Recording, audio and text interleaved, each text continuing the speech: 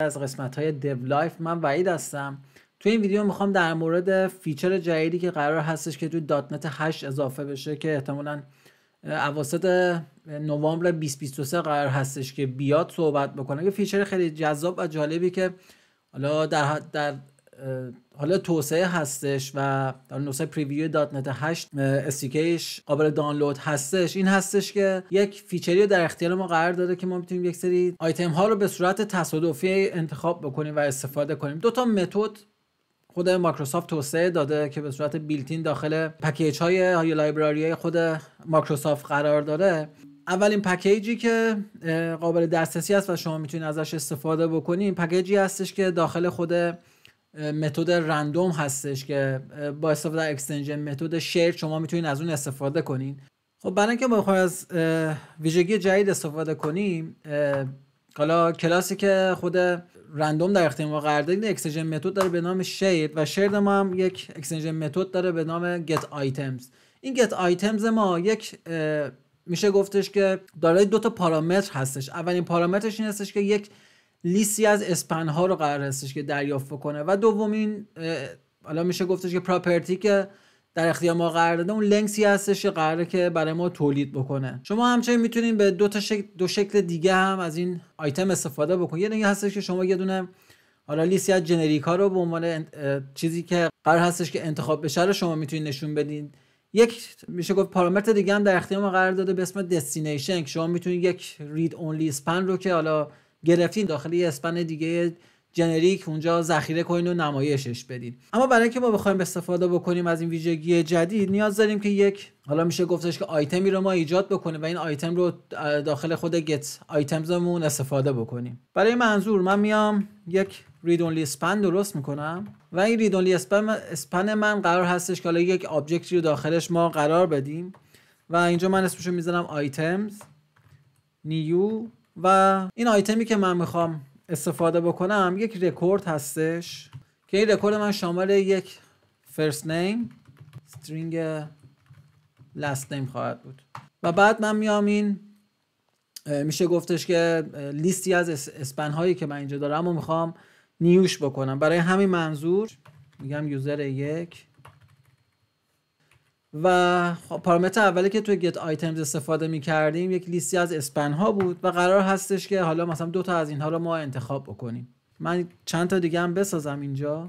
خب چیزی که هستش این حالا میشه گفت تابعی که ما داریم استفاده می‌کنیم که get items رو داره میگیره قرار هستش که دو تا از این لیستی که ما در اختیارش قرار داریم رو به صورت تصادفی انتخاب بکنه و توی ریزالت ما مقدارش رو قرار بده. برای اینکه ما دسترسی داشته باشیم و بخوایم استفاده بکنیم من میام یک فور ایچ مینویسم و مقدارش رو توی خروجی نمایش میدم. به برنامه رو اجرا کنیم ببینیم که خروجی که با ما نمایش میده چی هستش. خب بعد از اینکه برنامه رو اجرا کردم دو تا از این حالا میشه گفتش که کسایی که به عنوان شرکت کننده بودن رو برای من انتخاب کرده و آورده.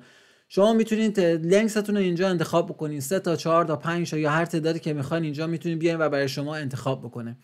اما برای یه موضوع دیگه من در مورد این رندوم شیرها بهتون بگم و این هستش که خب دو تا متد توی دات نت 8 اضافه شده برای اینکه شما بخواید رندوم رو انتخاب بکنین. اولین ویژگی که در اختیار شما بود رندوم دات شیر بود.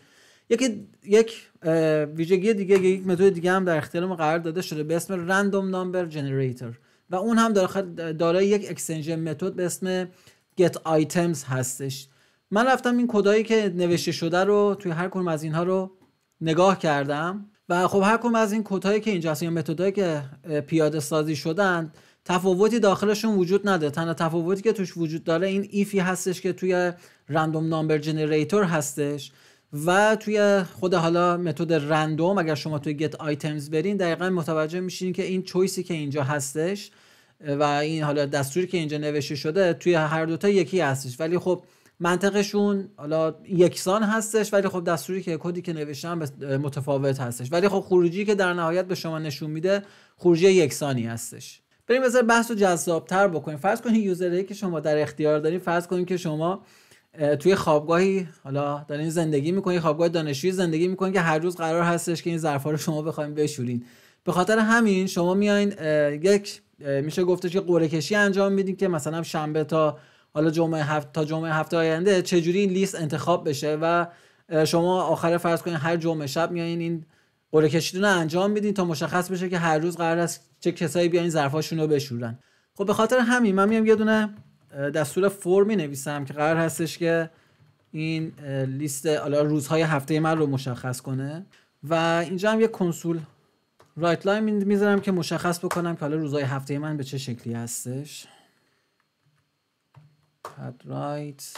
خب بریم برنامه رو اجرا بکنیم ببینیم چه اتفاقی میفته. من اینو پاکش بکنم و دوباره اپلیکیشن رو رام میکنم.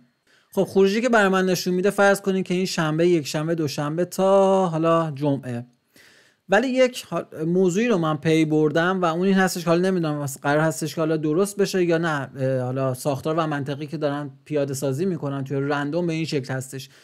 ببینین میاد و فرض کنین که این روز چهارشنبه ما یک کاربری رو داریم به اسم یوزر 3 که 2 بار انتخاب شده و خب این موردی هستش که نمیدونم حالا قرار هست برطرف بشه یا به همین شکل باقی بمونه. فرض کنید شما میخواین توی منطقه دیگه پیاده سازی بکنین و مورد استفاده قرار بدین.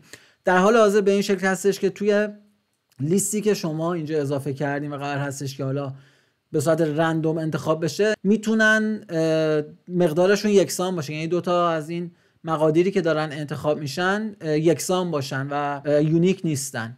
خیلی ممنون که این ویدیو رو نگاه کردین. ممنون میشم که کامنت بنویسین، لایک بکنین و سابسکرایب بکنین. تا یه ویدیو دیگه، خدا نگهدار.